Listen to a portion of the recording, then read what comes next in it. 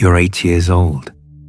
Your mother is crying in the kitchen, and without anyone saying a word, without a meeting or a conversation, you know what you need to do.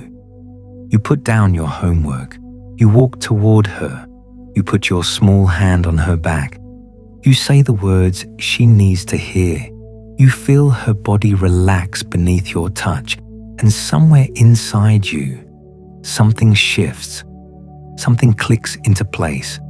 A role you never asked for, but one that will define you for decades to come.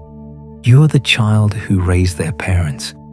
This is one of the most common and least visible forms of childhood wounding. It leaves no bruises. There are no dramatic incidents to point to. From the outside, you might have looked like a good kid, a mature kid, the kind of child adults praised for being helpful and responsible and wise beyond your years. But those compliments hid a truth that no one, including you, fully understood. You were carrying a weight that was never supposed to be yours. In psychology, this phenomenon has a name. It is called parentification. It describes a pattern in which the natural roles within a family become reversed, where the child takes on the emotional or practical responsibilities that should belong to the adults. This can happen in countless ways, through countless family configurations. But the underlying dynamic is always the same. The child becomes the caretaker. The child becomes the stabilizer. The child becomes the one who holds things together when everything else is falling apart. And the consequences of this reversal, though invisible to most, ripple through every aspect of adulthood. The way you relate to yourself, the way you relate to others, the way you rest or cannot rest, the way you give, even when there is nothing left to give. If you recognize yourself in this, if you were that child who always seemed to know what was wrong before anyone said it, if you were the one your family turned to when they needed someone steady, then this is an invitation to understand what happened to you. Not to blame, not to vilify, but to finally see. Because once you see it, you can begin to heal it. The concept of parentification was first developed in depth by psychiatrist Ivan Boszormenyi-Nagy in the early 1970s. He used the term to describe what happens when a child is placed in the role of needing to care for a parent, either physically or psychologically. At its core, parentification is a form of role reversal. In a healthy family system, there is a clear hierarchy. Parents provide, children receive. Parents protect. Children are protected. Parents regulate their own emotions. Children learn emotional regulation by watching them do it. But in families where parentification occurs, this hierarchy collapses. The child stops being just a child. They become a partner, a confidant, a therapist, a referee, a manager of adult chaos. And this shift is rarely acknowledged. It happens silently, gradually, through thousands of small moments that accumulate into a childhood defined by premature responsibility.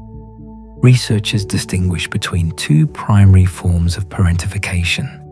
The first is instrumental parentification, where the child takes on practical adult tasks like cooking, cleaning, paying bills, caring for younger siblings, managing household logistics. The second is emotional parentification, where the child becomes responsible for the emotional well-being of one or both parents.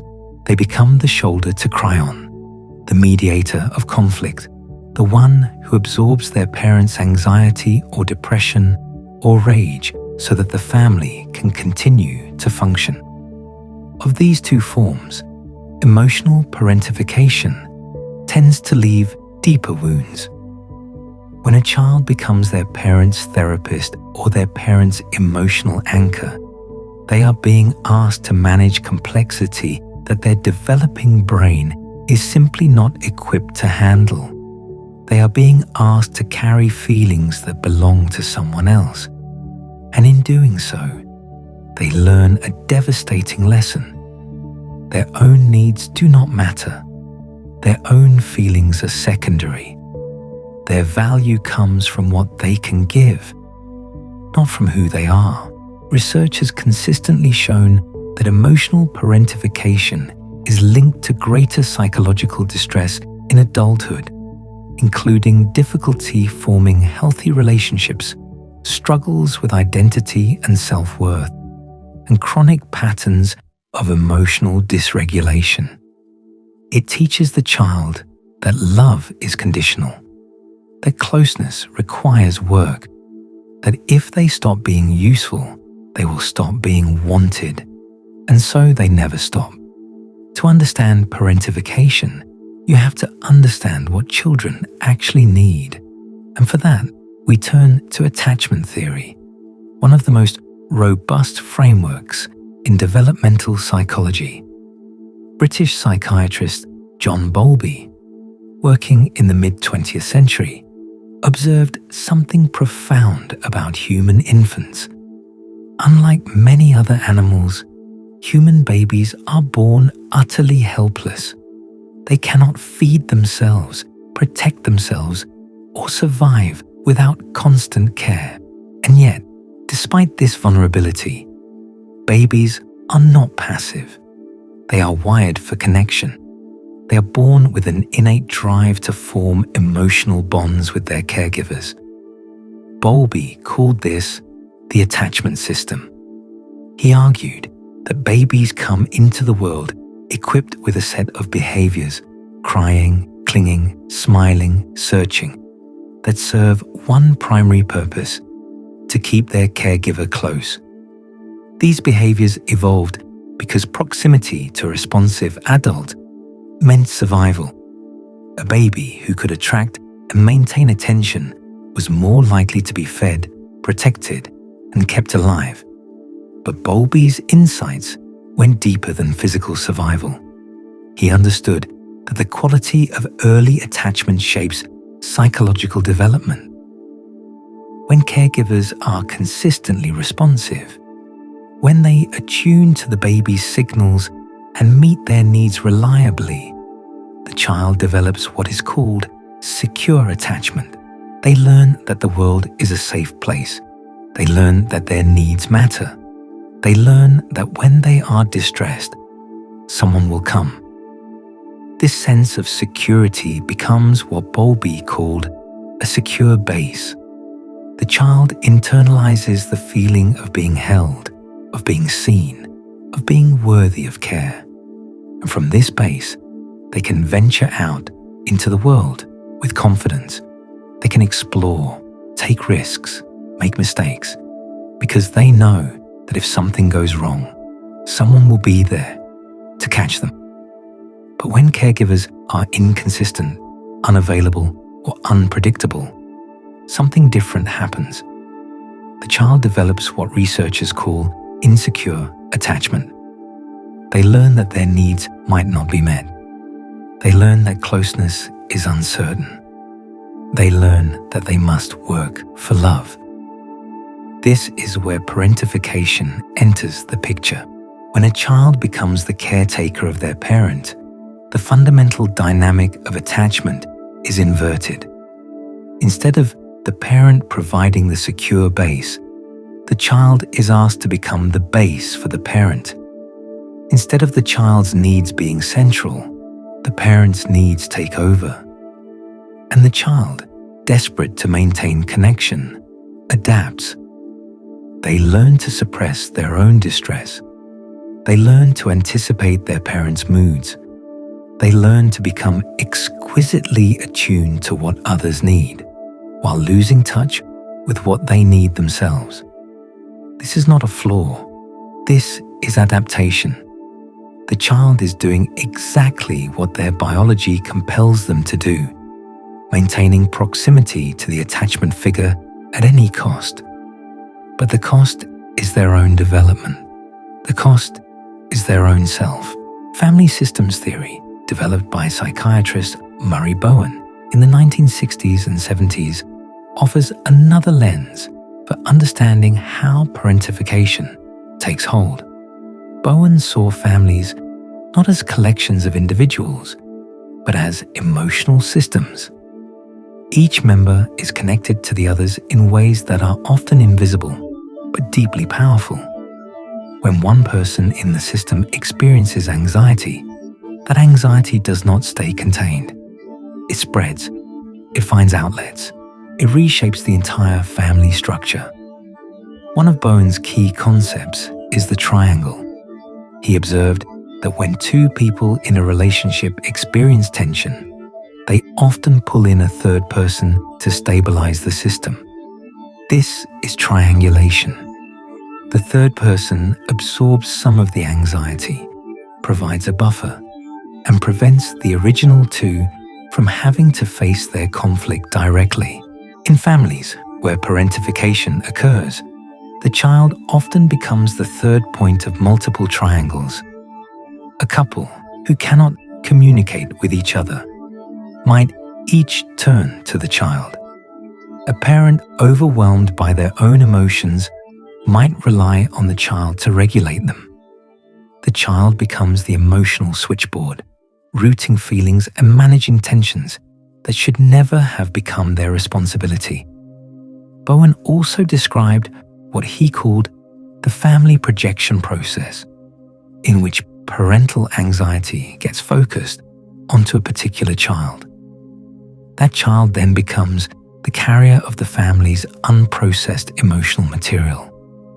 They might be labeled as the sensitive one, the responsible one, the old soul. But what they really are is the container for feelings that the adults cannot manage themselves. This process is not intentional. Most parents do not consciously decide to burden their children with adult responsibilities. But when a parent is struggling, when they are depressed or addicted or trapped in conflict, they often lack the resources to maintain appropriate boundaries. The child's availability becomes a lifeline, and the child, eager to help, eager to be close, eager to make things better, steps into a role that will shape them for life. There are many ways that parentification unfolds. In some families, it looks like a child taking over the running of the household.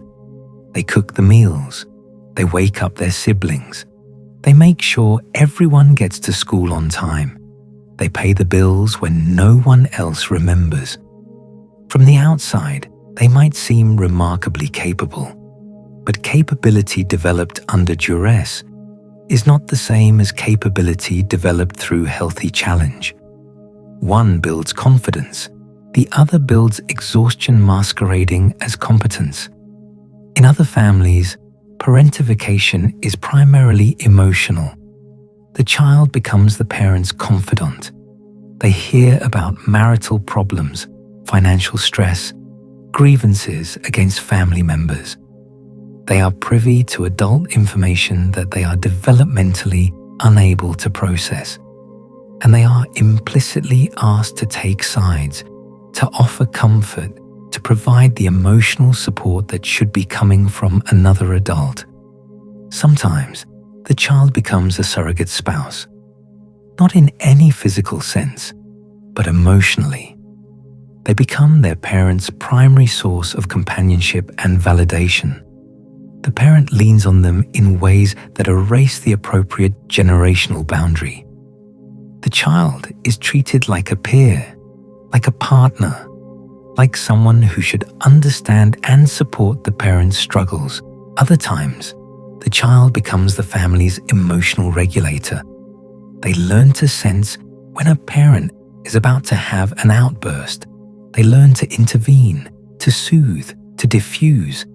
They develop an almost supernatural sensitivity to the moods of others. their nervous system becomes calibrated to external threat, constantly scanning for danger, constantly preparing to respond.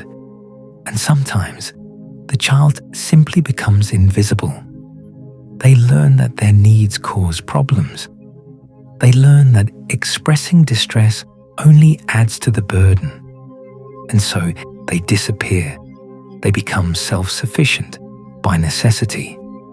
They stop asking for help because they have learned that no help is coming. They become the child who never caused any trouble, which really means they became the child who learned to suffer in silence. Each of these patterns represents a different flavor of the same fundamental wound, the loss of childhood itself. What happens inside a child who is parentified? To understand this, we need to look at both the psychology and the biology of the developing self. Children are not small adults. Their brains are still forming. Their capacity for emotional regulation is still developing. They do not yet have the cognitive tools to process complexity, hold ambivalence, or manage the existential weight of adult problems. When a child is asked to function as a caretaker, they are being asked to operate beyond their developmental capacity. And the result is a kind of psychological scaffolding that looks solid from the outside, but is built on an unstable foundation. One of the most significant effects of parentification is the disruption of healthy identity formation. In a typical developmental trajectory, children gradually discover who they are through a combination of exploration and reflection. They try on different interests, different roles, different ways of being. They separate from their parents enough to develop their own sense of self. But the parentified child does not have this luxury. Their identity becomes defined by their function. They are the helper, the fixer, the strong one, the one who holds things together. This is not an identity that emerged from exploration. It is an identity that emerged from necessity. And because it was never freely chosen, it often does not fit. As adults, many formerly parentified children report a profound sense of not knowing who they are beneath their roles. They know how to take care of others. They do not know how to be themselves. Parentification also shapes the developing nervous system. When a child grows up in an environment of chronic emotional unpredictability, their stress response system adapts accordingly. They become hypervigilant, always scanning for danger, always anticipating what might go wrong. The part of the brain responsible for detecting threat, the amygdala, becomes highly active. The part of the brain responsible for calming down after threat has passed. The prefrontal cortex may not develop as robustly because the threat never truly passes. This is the neurological signature of growing up on high alert. The child who needed to monitor their parents' moods becomes the adult who cannot relax. The child who needed to be ready to intervene at any moment becomes the adult who feels anxious when things are going well. Their nervous system learned that safety was an illusion, and that lesson does not easily unlearn. Perhaps most painfully, parentification teaches the child a distorted relationship with their own needs. In order to be available for their parent, the child must learn to suppress, deny, or minimize what they themselves need.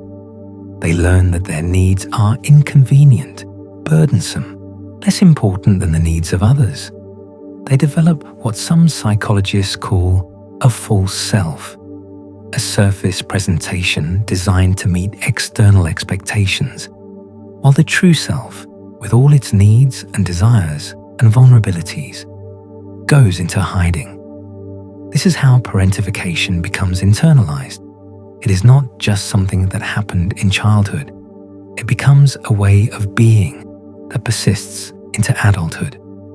The parentified child grows into the adult who cannot ask for help, who feels guilty for having needs, who is more comfortable giving than receiving.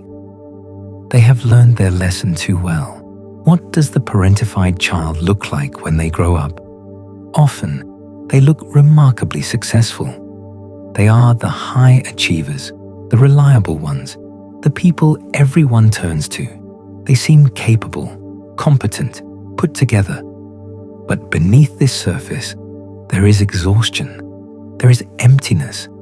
There is a persistent sense that something is missing, even when everything looks fine from the outside. One of the most common patterns among adults who are parentified as children is chronic over-responsibility. They take on more than their share in every context, in relationships, in work, in friendships. They have difficulty delegating. They feel that if they do not do it, it will not get done properly.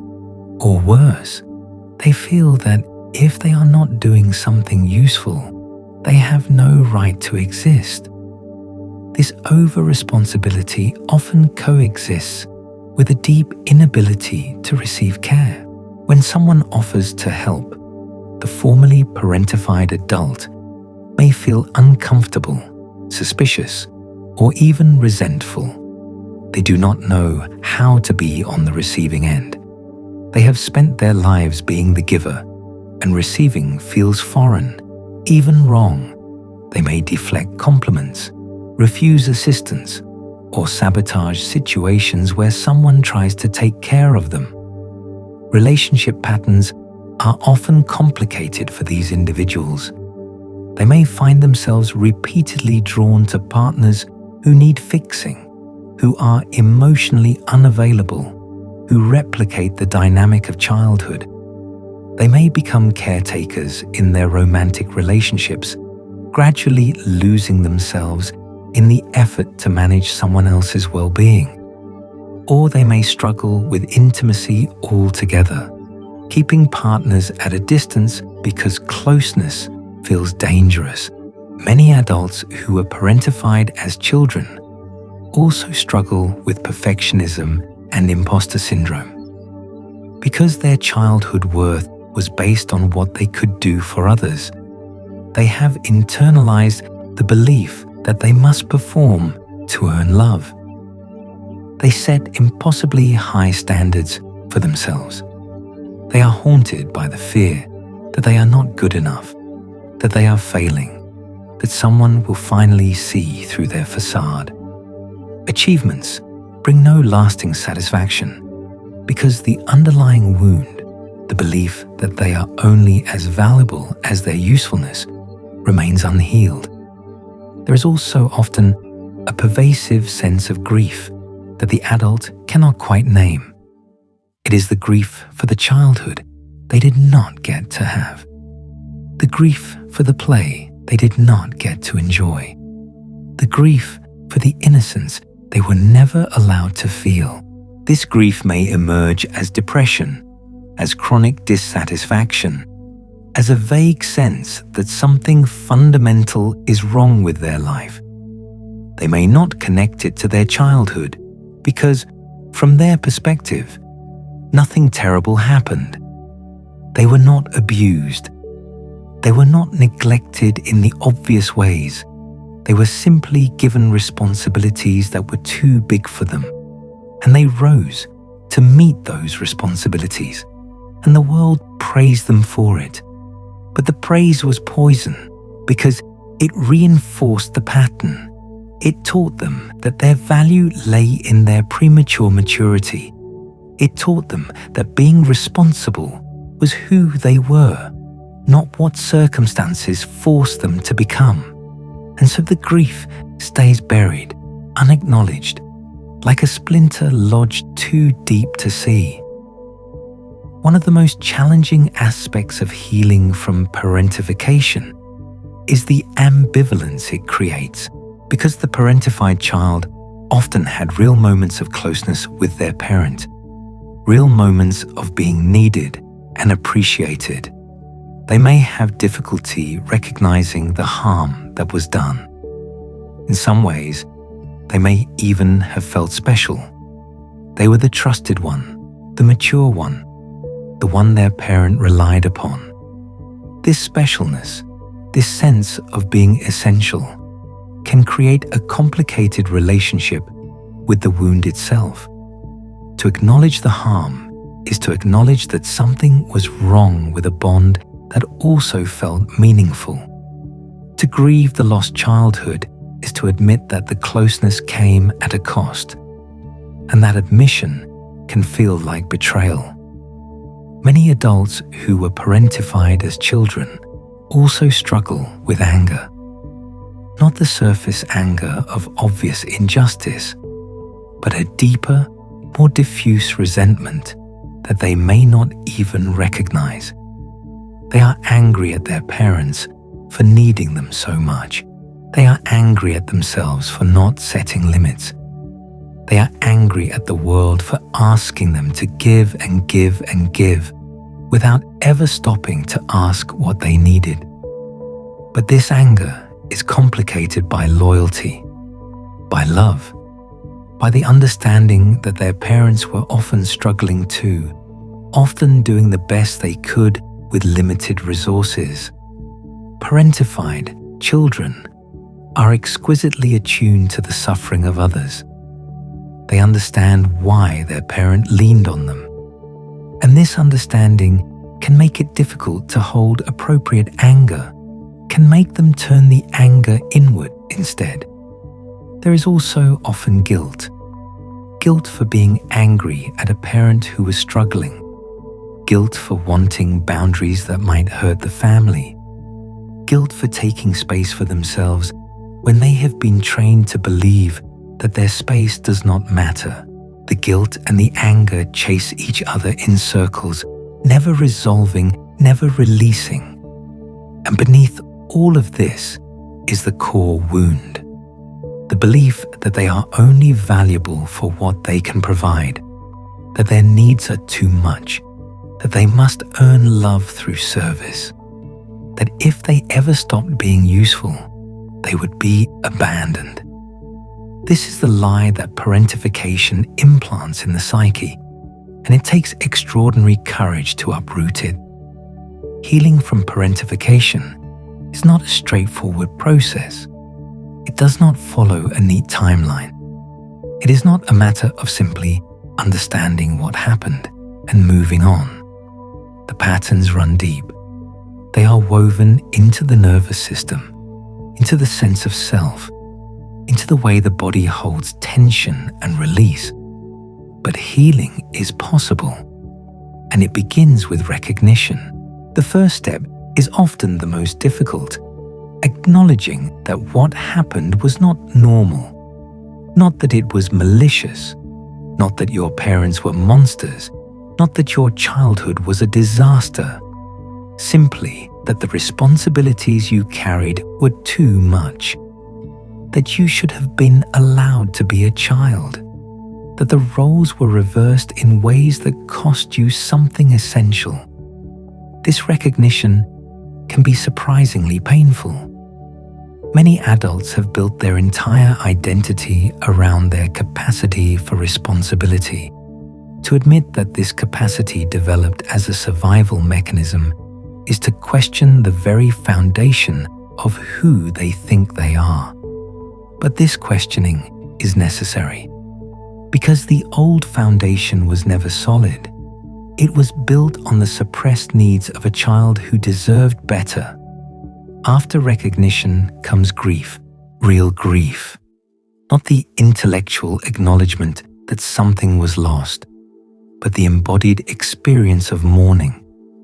This may involve grieving the childhood that was not had, the play that was missed, the lightness that was never allowed. It may involve grieving the relationship with the parent that could have been, the relationship where the child was simply a child and the parent was simply a parent. This grief often comes in waves. It is not linear. It may be triggered by unexpected moments, by seeing other children with their parents, by reaching an age and realizing your own child will never have to carry what you carried.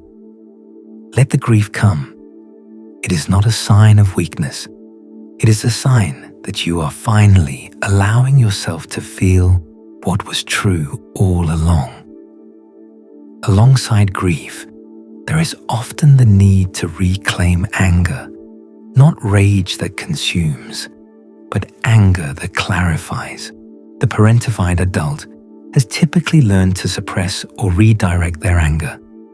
They turn it inward, becoming self-critical, or they turn it into anxiety, into hypervigilance, into chronic tension. To heal, they must learn that they have a right to be angry, that the situation was unfair, that their anger is not a betrayal, but an acknowledgement of their own worth. This anger, when properly processed, can become fuel for change. It can motivate the setting of boundaries. It can power the refusal to continue old patterns. It can become the fierce protector of the neglected child within. The concept of the inner child may sound simplistic, but it carries psychological weight. The wounded inner child is the part of you that still carries the pain, the fear, and the unmet needs of childhood. In therapeutic work with parentification, much of the healing involves learning to relate to this inner child with compassion, to finally give them what they should have received, to let them rest, to let them need, to let them be small. This is not indulgence. It is reparenting. It is the conscious work of providing for yourself what was not provided before. When you feel the urge to work through exhaustion, you might pause and ask what the child within you actually needs. When you feel guilty for saying no to someone, you might recognize that the guilt comes from an old script that no longer serves you. When you feel unworthy of care, you might offer yourself the tenderness you would offer any child who had been asked to carry too much. Therapy can be essential in this process. A skilled therapist can provide what psychologists call a corrective emotional experience, a relationship in which old patterns are not repeated but revised. In the presence of someone who sees you clearly, who does not need you to take care of them, who models appropriate boundaries, you can begin to learn a different way of being in relationship. Different therapeutic approaches may be helpful. Attachment-based therapy can address the core wounds to the attachment system. Internal Family Systems Therapy, or IFS, offers a framework for working with the different parts of the psyche, including the caretaker part and the wounded child part. Somatic approaches can help discharge the tension held in the body from years of hypervigilance. Eye movement desensitization and reprocessing, or EMDR, can help process traumatic memories that may be contributing to current distress. There is no single correct path. The right approach is the one that helps you feel safe enough to access the buried parts of yourself and supported enough to grieve what needs to be grieved. Beyond therapy, healing from parentification requires practice in daily life. It requires learning to recognize when you are slipping into old patterns and making different choices. This might mean noticing when you are taking responsibility that is not yours and consciously stepping back. It might mean practicing receiving, whether that is a compliment, an offer of help, or a simple gift. It might mean learning to sit with discomfort when someone else is struggling, without immediately moving to fix. One of the most powerful practices is learning to set boundaries. For the parentified adult, boundaries can feel terrifying. They were not allowed to have boundaries in childhood. Their role was to be available, open, responsive. To set a boundary feels like risking abandonment, like being selfish, like doing something wrong. But boundaries are not walls. They are not about shutting people out. They are about clarifying where you end and another person begins. They are about protecting your energy so that you have something left for yourself. They are about honoring your own needs as worthy of consideration. Setting boundaries with the original family can be particularly challenging. The same parent who relied on you too much may still be relying on you. They may not understand why you are pulling back. They may feel hurt, abandoned, angry.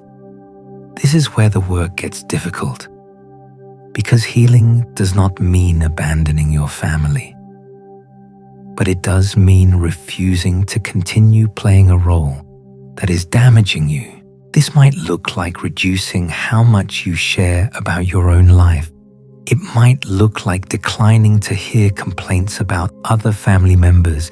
It might look like limiting the frequency or duration of contact. It might look like having a direct conversation about the dynamic, if that feels safe and possible. Each situation is different, but the direction is the same, toward a relationship that is mutual, appropriate, and boundaried. Healing also means building a life that is not defined by your function. This can be surprisingly difficult. If you have always known yourself as the helper, who are you when you are not helping? If your worth has always come from what you do for others, what is your worth when you are simply being? These questions do not have easy answers, but they are the right questions to ask. The answers emerge slowly, through exploration, through trial and error, through allowing yourself to discover interests and desires that have nothing to do with caretaking. You might find that you love painting, or hiking, or sitting in silence. You might find that you have opinions and preferences that were never allowed expression. You might find that you are more than your usefulness. And as these new aspects of self emerge, the old identity begins to loosen its grip. You are still capable. You are still competent. You still know how to care for others. But these are no longer the only things that define you. They are qualities you possess, not the totality of who you are. The child who raised their parents often becomes the adult who cannot stop parenting themselves and everyone around them. But this pattern is not destiny. It is a learned response to a situation that should never have existed. And what was learned can be unlearned. There is grief in this recognition, grief for what was lost, but there is also liberation, because you are no longer trapped in a role you never chose. You are free to discover who you actually are. Part of healing involves understanding your parents with compassion, without using that compassion to excuse what happened or to minimize its impact. Your parents were likely doing the best they could with the resources they had. Many parents who rely on their children too heavily are themselves survivors of difficult childhoods. They may have been parentified themselves, passing down a pattern that stretched back generations. They may have been struggling with depression, addiction, illness, or trauma that left them unable to meet their own needs, let alone the needs of a child. Understanding this context can help release some of the anger. It can help you see your parents as flawed humans rather than villains. But understanding is not the same as excusing. Your parents' struggles were real, and the impact on you was also real. Both truths can coexist. You can have compassion for your parents and still acknowledge that they failed you in important ways. You can love them and still set boundaries. You can forgive them if that feels right, and still refuse to continue old patterns. Compassion does not mean returning to a dynamic that hurts you. It means holding complexity. It means understanding that people can love their children deeply and still wound them through that love. This is one of the hardest lessons for the parentified child to learn. They have been trained to prioritize the feelings of others, to manage others' comfort at the expense of their own truth. To acknowledge that their parent hurt them feels like causing pain, and causing pain feels wrong. But your truth is not a weapon. Your experience is not an attack. You are allowed to name what happened without destroying your parent. You are allowed to honor your own story. And sometimes, naming what happened is exactly what allows the relationship to evolve into something healthier. What would it mean to live without the identity of the caretaker? What would it mean to exist without earning your place through service? For many adults who are parentified as children, these questions provoke anxiety. Because if they are not the helper, if they are not the responsible one, then who are they? What is their value? Why would anyone want them? These fears reveal the depth of the wound. They show how profoundly parentification shaped the sense of self. But they are fears, not facts. The truth is that you have inherent worth. You are worthy of love before you learn to earn it. You are worthy of care before you became the caregiver. Your value does not depend on your performance. This is easy to say and difficult to feel.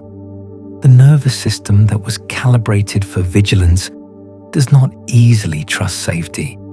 The heart that learned love as a transaction does not easily believe in unconditional acceptance. But with time, with practice, with new experiences that contradict the old lessons, the truth can begin to settle in. You might start to notice moments when you feel okay without doing anything useful. You might start to recognize when your urge to help is driven by genuine care versus old compulsion. You might start to allow yourself to be taken care of and to feel the unfamiliar warmth of receiving. These moments are fragile at first. They may be followed by guilt, by anxiety, by the urge to return to familiar patterns. But each moment is a seed, and seeds, given the right conditions, grow. There is a version of you that exists beneath the caretaker, a version that has needs, desires, preferences that have nothing to do with others, a version that can rest, that can play, that can be delighted without being useful. This version has been waiting, perhaps since childhood, for permission to emerge. You can give that permission now. The legacy of parentification does not have to be permanent. Many adults who were parentified as children go on to create different patterns with their own children. They consciously decide to maintain boundaries. They consciously decide to manage their own emotions rather than burdening their children. They consciously create the kind of childhood they wish they had received. This is not always easy. The patterns are stubborn. Stress can trigger old ways of being. You might find yourself relying on your child in moments of overwhelm, then catching yourself, then course correcting. This is not failure. This is the messy work of breaking cycles. The key is awareness. When you know what you are working with, when you can name the pattern, you have power over it. You can notice when you are asking too much of your child. You can notice when you are treating them like a confidant rather than a child. You can notice when the boundary between parent and child is blurring, and you can restore it. You can also get support.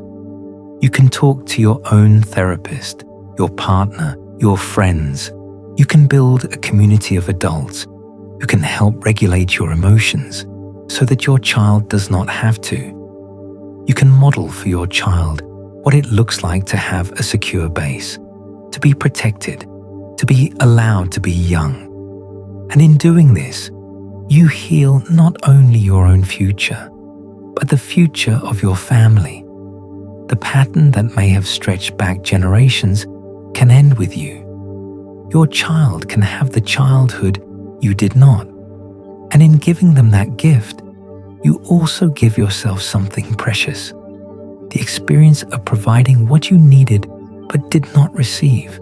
The experience of being the parent you wished you had. This is not about doing parenthood perfectly. Perfect parents do not exist, and chasing perfection is its own kind of trap. Research suggests that meeting a child's needs about 30% of the time is sufficient for healthy attachment. Children do not need flawless care. They need good enough care. Care that is responsive, consistent, and boundaried. Good enough is a revolutionary concept for the parentified adult. They have been trained to believe that only extraordinary effort is acceptable, that average is failure, that anything less than complete availability is abandonment. To embrace good enough is to reject the impossible standards that were implicitly set for them in childhood. It is to say that they are allowed to be human, that their children are allowed to be children, that the family can hold imperfection without falling apart. The child who raised their parents carries a particular kind of wisdom. They know from lived experience how much children see. They know that children are not protected by ignorance. They know that the mood of a home seeps into the bones of everyone who lives there. This knowledge, though born of pain, can become a gift. These adults often become exceptionally attuned caregivers, partners, friends.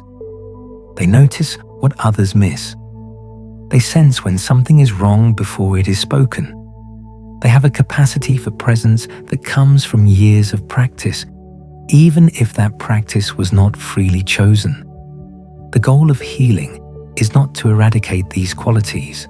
The goal is to choose when to use them, to be attuned without being consumed, to care without losing yourself, to give because you want to, not because you must.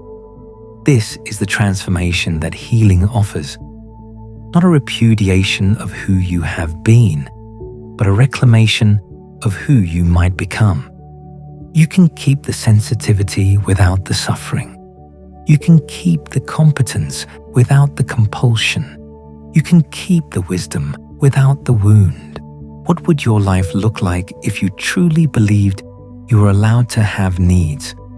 If you believed that your value did not depend on your usefulness? If you could rest without guilt, receive without suspicion, exist without earning? This is the invitation. It will not be easy. The patterns are old. The beliefs are deep. The nervous system has been shaped by years of vigilance. But you are not alone in this work. Countless others have walked this path. Countless others have discovered that they are more than what they were asked to do in childhood. Countless others have learned to put down the weight they never should have carried.